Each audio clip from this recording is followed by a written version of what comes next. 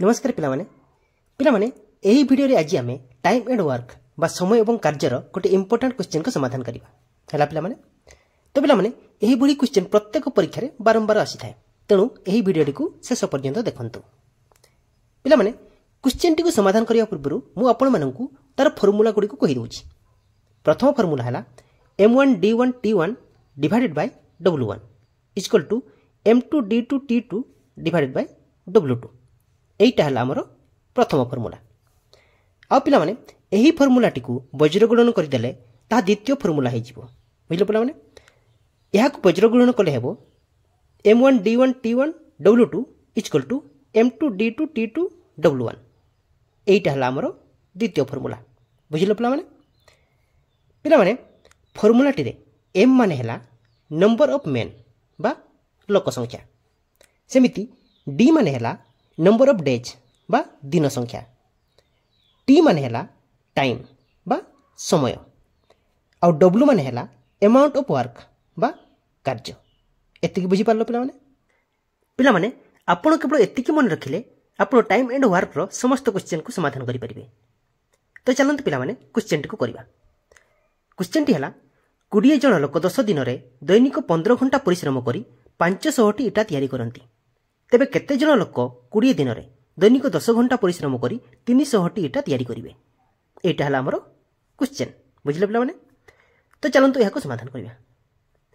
पिला माने प्रश्न अनुसार प्रथम केस रे लोक संख्या देछि 20 जन, ता माने एठी हमकु m1 इक्वल टू देछि 20 जन, तापरे हमकु दिन संख्या देछि 10 दिन, d1 इक्वल टू 10 दिन हमकु देछि, तापरे टाइम इक्वल टू देछि 15 घंटा, ता माने t1 इक्वल टू हमकु देछि 15 घंटा, आ कार्य देछि 500 टी इटा तैयारी करंती, हमको एठी w1 देछि 500।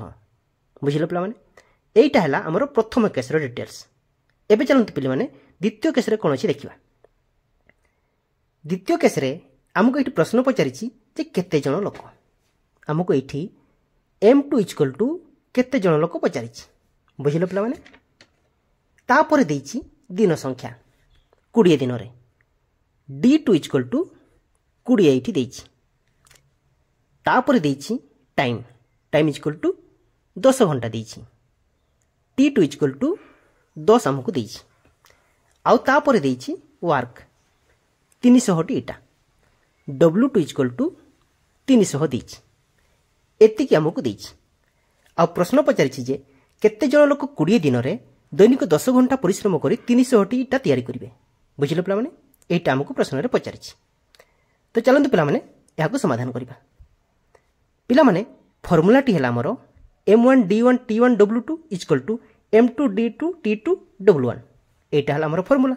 हो कि नै पिला माने एठारे हमकु m2 मागिछि, आ बाकी सब हमकु दे दिछि, m1 भी देछि, d1 भी देछि, t1 भी देछि, w2 भी देछि। केवल हमको इठी m2 मागिछि, बाकी d2 भी देछि, t2 भी देछि, आ w1 भी देछि। बुझिलो पिला माने। तेणु एही फार्मूला को नै m2 इक्वल टू हेबो m1 d1 t1 w2 divided by d2 t2 w1। हो कि नै पिला माने m2 इक्वल टू हेबो एतिकी। एठारे m1 हेला 20 गुणन d1 हेला 10 गुणन t1 हेला 15 गुणन w2 Hella 300 divided by d2 हेला 20 गुणन t2 हेला 10 गुणन w1 हेला 500। 20 गुणन 10 गुणन 15 गुणन 300 डिवाइडेड बाय 20 गुणन 10 गुणन 500 एतिकी हेला। एठी 20 को 20 कटिला, 10 को 10 कटिला, 0 को 0 भी कटिला, 15 को 5 रे काटिले हेबो 5 3 15, तबे रहिला केते 3 गुणन 3 3 3 9 9 जन लोक। एटा हला आंसर। तेबे पिला माने 9 जन लोक 20 दिन रे दैनिक 10 घंटा परिश्रम करी 300 टी इटा तैयारी करिवे। एटा हला हमरो आंसर।